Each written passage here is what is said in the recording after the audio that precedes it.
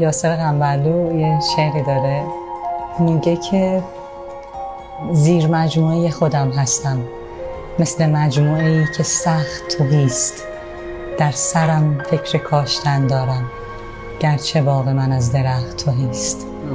عشق آهوی تیزپا شد و من ببر بی حرکت پتوهایم. خشمگین نیستم که تا امروز نرسیدم به آرزوهایم. نرسیدن رسیدن محض است. آبزی آب را نمی بیند. هر که در ماه زندگی بکند رنگ مهتاب را نمی بیند.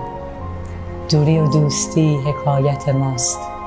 غیر از این هرچه هست در هوس است. پای احساس در میان باشد انتخاب پرنده ها قفس است. وسعت کوچک رهایی را از نگاه اسیر باید دید. کوه در رشته کوه بسیار است، کوه را در کویر باید دید.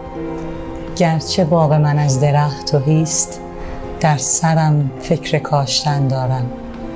عشق را، شعر را، مکاشفه را، همه را از نداشتن دارم.